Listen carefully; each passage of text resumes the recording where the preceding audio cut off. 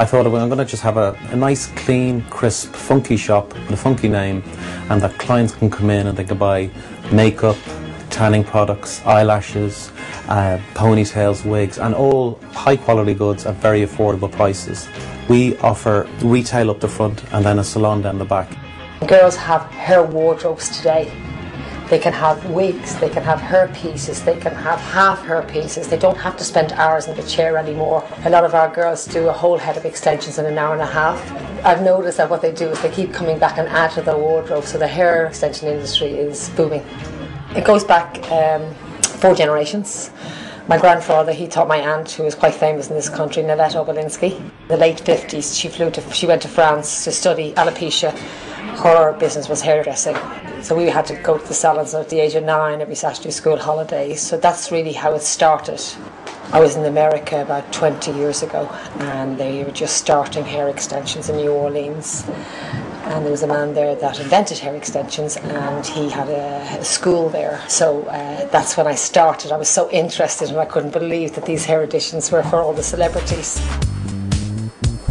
There's a lot of young girls come in and they haven't got that much to spend, tight budget, they just like clip-ins, and they maybe have €25, €50. On the professional side of it, when clients come in, we can basically charge anywhere between €375 to €750 for hair extensions, and that will be a European type hair, and that will last 3 to 4 months.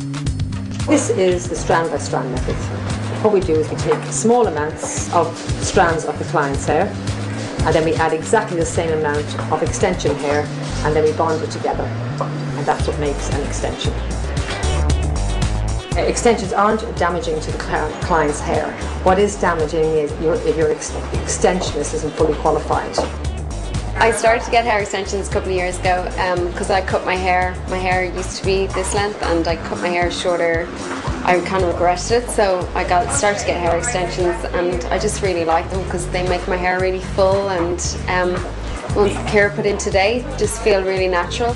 I use the hair extensions shampoo and conditioner, and when I get out of the shower, I dry off the bonds straight away. I don't leave them so they get wet because they swell, and that's where the hair starts to come out away from it, so I don't need to get them done as regularly as a lot of people do.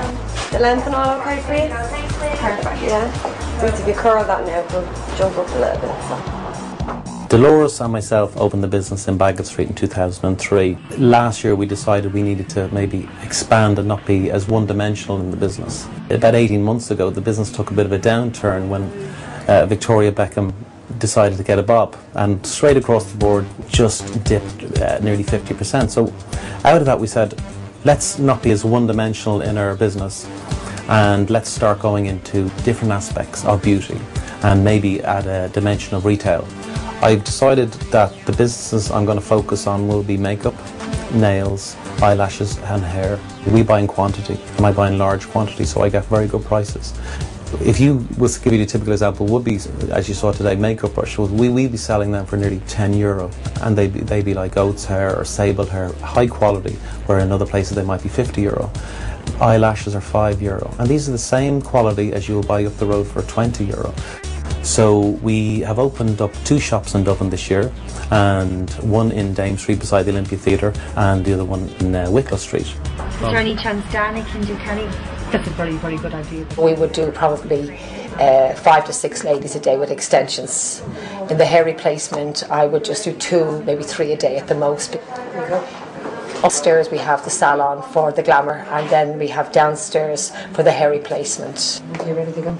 I got alopecia first when I was 9 years old, and gradually had it over the years. And when I gave birth 10 years ago to my little girl Hannah, I lost all of my hair.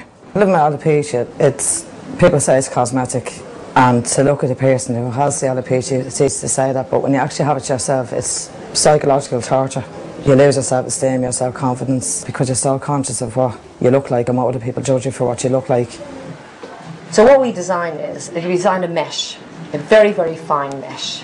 So the mesh is like a base, and then we work through the mesh with any hair they have themselves, and then we add hair through that. It's really just adding hair to hair loss, and we can monitor the hair then by taking it off every 5 weeks and watching how the hair grows back. I was nervous coming into the salon and not knowing what to expect. and I got a consultation and have a look, and I thought it was too good to be true, so we went ahead with it anyhow, and they put on the volumizer and left the salon looking and feeling what I used to be. It's just coming here, it's just made an awful lot of difference to me. It's just built up my confidence so much, and the way they make you feel in the salon. And when you go home, you know if you're here, you lose your hair again, that you have somewhere to go, you have something to fall back on. There's help out there now for people.